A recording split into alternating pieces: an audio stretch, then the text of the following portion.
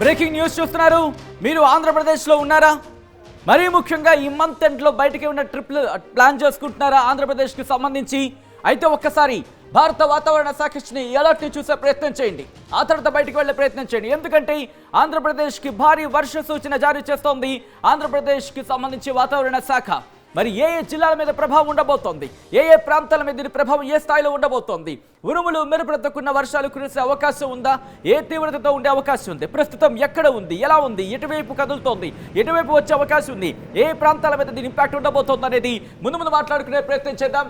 ఇదే అంశానికి సంబంధించి ఇటు భారత వాతావరణ శాఖ ఏం చెబుతోందో అనేది కూడా మీ ముందుంచే ప్రయత్నం చేస్తాను. ముందుగా ఒకసారి మ్యాప్ని చూపించే ప్రయత్నం చేస్తున్నాను. ప్రస్తుతం ఎటువంటి సినారియో ఉంది అనేది ఒకసారి మీరు చూస్తే కనుక ఇదిగో మ్యాప్కి సంబంధించి ఒక్కసారి నేను కాస్త జూమ్ అవుట్ చేసే ప్రయత్నం చేస్తున్నా.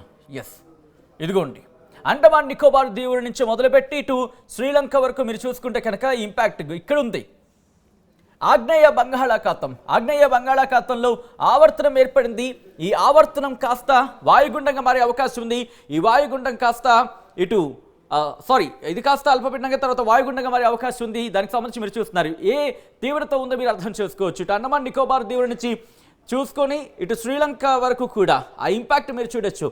ప్రస్తుతం ఆవర్తనం ఏర్పడింది.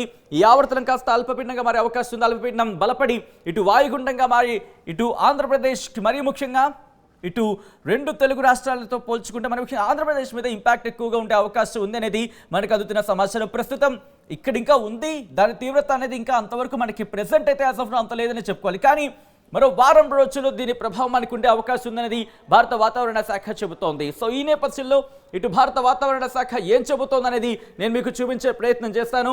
ఒకసారి ఇదిగోండి, ఇది భారత వాతావరణ శాఖ ఇచ్చిన రిపోర్ట్. ఇక్కడ నేను ఒకసారి డేట్ని నేను మీకు చూపించే ప్రయత్నం చేస్తాను. ఆ తర్వాత ఇన్ డీటెయిల్గా మాట్లాడుకునే ప్రయత్నం చేద్దాం. ఇక్కడ మీరు చూస్తే కనుక ఇదిగో 26, 27 తారీఖులకి సంబంధించి మీరు చూడొచ్చు. 26, 27 ఇక్కడ అంటే ఇంకొక వారం, ఇంకొక 5-6 రోజుల్లో మనకు ఆ ఇంపాక్ట్ కనిపించే అవకాశం ఉంది. ఈ నేపథ్యంలో ఒకసారి ఏ ప్రాంతాల మీద సినారియో ఎలా ఉండే అవకాశం ఉంది అనేది ఒకసారి నేను మీకు చూపించే ప్రయత్నం చేస్తాను. ఒకసారి మీరు ఇక్కడ చూసే ప్రయత్నం చేస్తే కనుక ముందుగా ఉత్తర కోస్తా ఆంధ్ర యానాంకి ఎటువంటి ఇంపాక్ట్ కనిపించట్లేదు యాజ్ ఆఫ్ నౌ. ప్రస్తుతానికి అయితే మాత్రం ఉత్తర కోస్తా ఆంధ్ర యానాంకి సంబంధించి ఇంపాక్ట్ పెద్దగా కనిపించట్లేదు. కానీ దక్షిణ కోస్తా ఆంధ్రకు సంబంధించి మీరు చూసుకుంటే ఇటు ప్రకాశంకి సంబంధించి ఎల్లో అలర్ట్ జారీ చేస్తుంది వాతావరణ శాఖ. దాంతోపాటు నెల్లూరుకి సంబంధించి ఆరెంజ్ అలర్ట్ జారీ చేస్తుంది. ఒకసారి నేను ఇంకా పైకి వెళ్ళి చూపించే ప్రయత్నం చేస్తాను. ఎస్, ఇక్కడ గమనిస్తే కనుక నెల్లూరుకి ఆరెంజ్ అలర్ట్ జారీ చేస్తుంది. Heavy to very heavy rainfall likely at isolated places అని చెప్తోంది. ఎట్ ద సేమ్ టైం అలాగే ప్రకాశానికి సంబంధించి చూసుకుంటే heavy rainfall likely to occur at isolated places అంటూ కూడా భారత వాతావరణ శాఖ చెబుతోంది. అంటే భారీ వర్షాలు కురిసే అవకాశం ఉందనేది భారత వాతావరణ శాఖ చెబుతోంది. ఇంతవరకు మనం కొద్ది రోజుల క్రితం చూసుకున్నాం, ఎల్లో అలర్ట్ వరకు ఇచ్చిన పరిస్థితి ఉంది తప్ప ఆరెంజ్ అలర్ట్ అనేది పెద్దగా అంతగా ఇవ్వని పరిస్థితి అనేది చెప్పుకోవాలి. కానీ ఇప్పుడు నెక్స్ట్ వస్తున్న ఈ వాతావరణ మార్పులకు సంబంధించి అంటే వాయుగుండంగా మారే అవకాశం ఉన్నట్టు కూడా చర్చ జరుగుతోంది. అంటే 21వ తారీఖున అంటే ఈరోజు ఆవర్తనంగా ఏర్పడే అవకాశం ఉంది బంగాళాఖాతంలో. ఆ తర్వాత ఇది 23 అల్పపీడనంగా, ఆ తర్వాత 25 నాటికి వాయుగుండంగా మారే అవకాశం ఉంది, బలపడే అవకాశం ఉంది. దాని తీవ్రతతో 26 నుంచి ఈ ప్రభావం మరింత ఎక్కువగా ఉండే అవకాశం ఉంది ఆంధ్రప్రదేశ్ వ్యాప్తంగా, మరి ముఖ్యంగా కొన్ని ప్రాంతాల్లో అయితే. ఈ నేపథ్యంలోని ఇటు రాయలసీమ మీద కూడా ఇంపాక్ట్ కనిపిస్తోంది. వైఎస్ఆర్ కడప డిస్ట్రిక్ట్, అలాగే వైఎస్ఆర్ డిస్ట్రిక్ట్, అన్నమయ్య, తిరుపతి, చిత్తూరు వీటి మీద ప్రభావం కనిపిస్తోంది. ఇటు వైఎస్ఆర్ డిస్ట్రిక్ట్కి సంబంధించి మీరు చూస్తే ఎల్లో అలర్ట్ జారీ చేస్తుంది. దాంతోపాటు అన్నమయ్య డిస్ట్రిక్ట్ కూడా ఎల్లో అలర్ట్ జారీ చేస్తుంది. తిరుపతికి సంబంధించి ఆరెంజ్ అలర్ట్ జారీ చేస్తుంది. అలాగే చిత్తూరుకి సంబంధించి ఎల్లో అలర్ట్ జారీ చేస్తుంది. 3 జిల్లాల మీద ప్రధానంగా ఎల్లో అలర్ట్ సిచ్యువేషన్ ఉంది. ఆ తర్వాత ఒక జిల్లా ఇప్పటికే తిరుపతికి సంబంధించి మాట్లాడుకున్నాం. తిరుపతితో పాటు నెల్లూరు, తిరుపతి, నెల్లూరు ఈ 2 జిల్లాలకు సంబంధించి ఆరెంజ్ అలర్ట్ జారీ చేస్తుంది. సో ఇప్పటికే ప్రభావం చూస్తున్నాం. ప్రస్తుతానికైతే మాత్రం నార్మల్గానే ఉంది. ఇటువంటి నేపథ్యంలో ప్రస్తుతం ఎక్కడ ఉంది, ఎటువంటి సిచ్యువేషన్ ఉంది అనేది చూసే ప్రయత్నం చేద్దాం. ఇదిగోండి ఇంపాక్ట్ మీరు చూస్తున్నారు. ఇదిగో చూస్తే కనుక ఇదిగో ప్రస్తుతానికైతే మాత్రం సిచ్యువేషన్ నార్మల్గానే ఉంది మనకి. ఈ నేపథ్యంలో నేను ప్లే చేస్తున్నాను. ఎలా మారే అవకాశం ఉంది ఇదిగో ఆ ఇంపాక్ట్ చాలా మెల్లిగా అయితే మాత్రం కలుగుతుంది. ఎందుకంటే ఆవర్తనంగా ఉంది. ఆ ఆవర్తనం కాస్త అల్పపీడనంగా మారి ఆ తర్వాత వాయుగుండంగా మారే అవకాశం ఉందని భారత వాతావరణ శాఖ అంచనా వేయడం జరుగుతోంది. బంగాళాఖాతంలో ఇప్పుడు ఏర్పడిన ఈ ఆవర్తనం అల్పపీడనంగా ఆ తర్వాత వాయుగుండంగా మారే అవకాశం ఉంది. ఆ ప్రభావం ఇటు మెల్లిగా ఆంధ్రప్రదేశ్ మీద మనకు కనిపించే అవకాశం కనిపిస్తోంది. సో ఇలా దాదాపుగా 22 కూడా నార్మల్గానే ఉంటుంది. దీని ప్రభావం మనకి మ్యాక్సిమం 23 నుంచి ప్రారంభమైన తర్వాత 25 నాటికి కాస్త పీక్స్కి చేరుకునే అవకాశం ఉంది. 26 నుంచి ఈ ప్రభావం ఎక్కువగా కనిపిస్తోంది. సో ఇంపాక్ట్ అనేది మీరు చూడొచ్చు. సో 22 వరకు కూడా మనకి ఎక్కడ ఆ సిచ్యువేషన్ అనేది పెద్దగా ఉండదనే చెప్పుకోవాలి. కానీ ఆ తర్వాత చూస్తే 23 నుంచి కాస్త ఇంపాక్ట్ ఇటు చెన్నై తీరాన్ని అలాగే చెన్నైకి సంబంధించి కావచ్చు, చెన్నై తీరాన్ని తాకబోతుంది. ఆ తర్వాత ఆ ఇంపాక్ట్ మనకి కంటిన్యూ కాబోతుంది. సో ఇక్కడ నుంచి ఒకసారి నేను స్కైమెట్కి సంబంధించి చూపించే ప్రయత్నం చేస్తాను. ఎందుకంటే కాస్త ఆథెంటిక్గా భావించడం జరుగుతూ ఉంటుంది స్కైమెట్ రిపోర్ట్ని.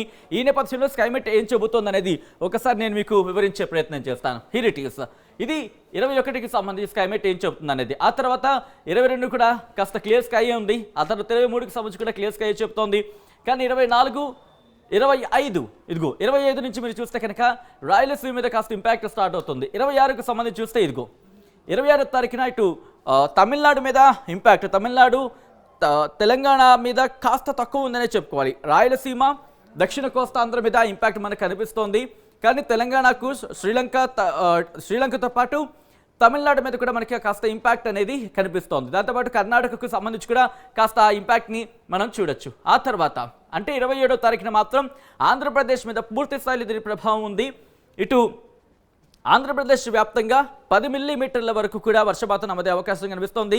రాయలసీమలోని కొన్ని ప్రాంతాలకు 20 మిల్లీమీటర్ల వరకు కూడా వర్షపాతం నమోదే అవకాశం కనిపిస్తోంది. ఇక్కడ మీరు చూస్తే కనుక రాయలసీమకు సంబంధించి కొన్ని ప్రాంతాల్లో ఆ ఇంపాక్ట్ ఎక్కువగానే ఉంది. దాంతోపాటు 28వ తారీఖున రాయలసీమ మీద కాస్త ఇంపాక్ట్ ఎక్కువగా ఉంది కొన్ని ప్రాంతాల్లో. కానీ ఆంధ్రప్రదేశ్ వ్యాప్తంగా కాస్త తక్కువగా ఉండే అవకాశం కనిపిస్తోంది. ఇంపాక్ట్ ఉన్న చోట దాదాపుగా 20 మిల్లీమీటర్ల వరకు కూడా వర్షపాతం నమోదే అవకాశం ఉంది.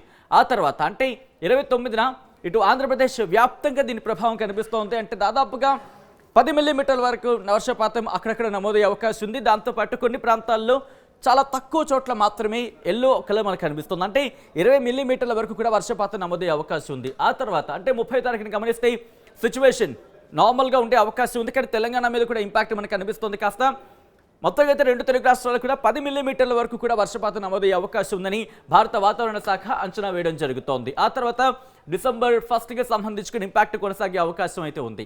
సో మొత్తంగా అయితే మాత్రం రాబోయే 10 రోజుల పాటు వాతావరణ శాఖ కొన్ని కీలక సూచనలు కావచ్చు, కీలక హెచ్చరికలు కావచ్చు జారీ చేస్తుందని చెప్పుకోవాలి. ఎందుకంటే బంగాళాఖాతంలో ఇక్కడ ఆవర్తనం ఏర్పడింది. ఆ ఆవర్తనం కాస్త అల్పపీడనంగా మారే అవకాశం ఉంది. ఆ అల్పపీడనం కాస్త వాయుగుండంగా మారే అవకాశం ఉందని వాతావరణ శాఖ అంచనా వేయడం జరుగుతోంది. బలపడితే కనుక సిచ్యువేషన్స్ మారే అవకాశం ఉంటుంది. కానీ దీనికి సంబంధించి వాతావరణ శాఖ ఎప్పటికప్పుడు అలర్ట్స్ జారీ చేస్తుంది. సో మీరు కూడా ఈ అలర్ట్స్కి తగినట్టుగా వెళితే కనుక ఇష్యూస్ ఫేస్ చేసే అవకాశాలు చాలా మినిమైజ్ చేయొచ్చు, ఇష్యూస్ని మినిమైజ్ చేయొచ్చు అని చెప్పుకోవచ్చు. సో మొత్తంగా అయితే మాత్రం మీకేమనిపిస్తోంది వర్ష సూచనకు సంబంధించి? ఆ వర్ష సూచన వాతావరణ శాఖ వర్ష సూచన జారీ చేసింది. గత కొద్ది రోజుల క్రితం వర్ష సూచన జారీ చేస్తుంది. ఇప్పుడు వర్షాలు పడే అవకాశం ఉందని వాతావరణ శాఖ చెబుతోంది.